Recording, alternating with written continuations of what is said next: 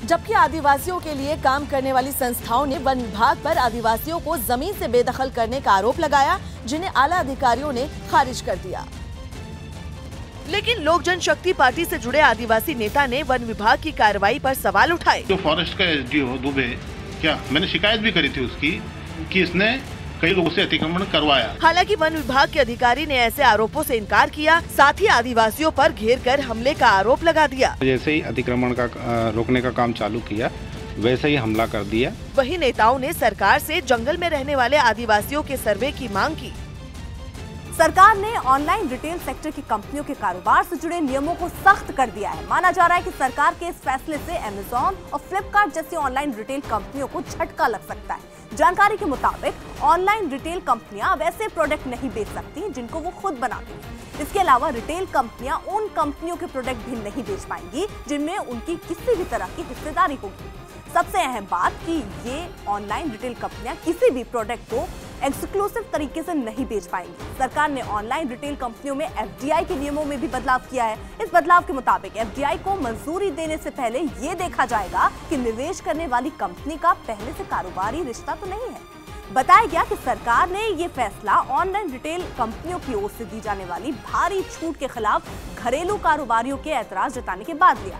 माना यह भी जा रहा है कि सरकार के इस फैसले से छोटे कारोबारियों को फायदा होगा।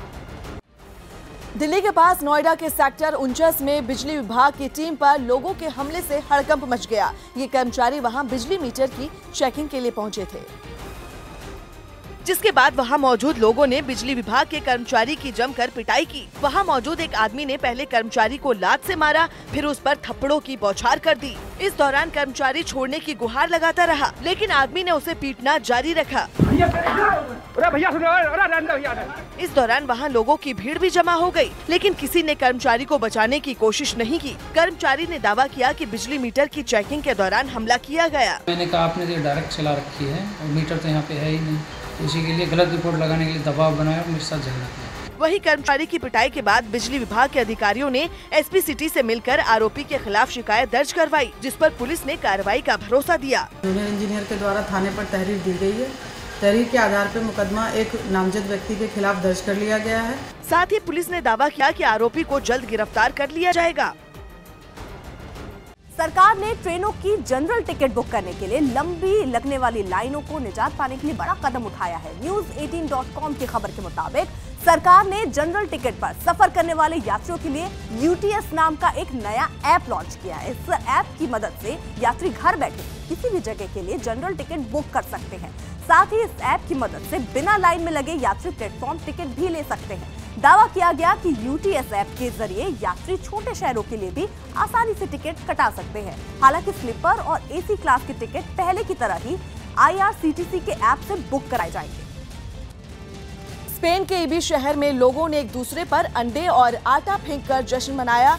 वहां एल इन्फेरिनेट्स नाम का एक फेस्टिवल हर साल मनाया जाता है, जिसमें लोग एक दूसरे पर आटे और अंडों से हमला करते हुए दिखाई दिए। शहर की सड़कों पर खुलेआम होने वाले इस फेस्टिवल में लोग सिर पर हेलमेट लगाकर और चेहरे पर मास्क लगाकर उतरे, जिन्होंने न सिर्फ हवा में आटा उड़ाया बल्कि एक दूसरे पर आटे से हमला भी किया। इस दौरान सड़क पर हर तरफ आटा बिखर गया और सब जगह आटा ही नजर आने लगा। वहीं व्हील चेयर पर बैठा एक आदमी कई अंडे लेकर बैठा दिखा, जिसने वो सारे अंडे दूसरे आदमी पर फेंक दिए। इस बीच कुछ लोग एक आदमी के सिर पर कई अंडे फोड़ते हुए दिखाई दिए। कुछ देर बाद सड़क पर मौजूद भीड़ हट गई और वहां आतिशबाजी होने लगी, जिसके बाद एक इमारत की छत पर और एक कमरे में सेना जैसी वर्दी पहने कुछ लोग भी दिखे, जिन्होंने अपने चेहरे भी रंगे हुए थे।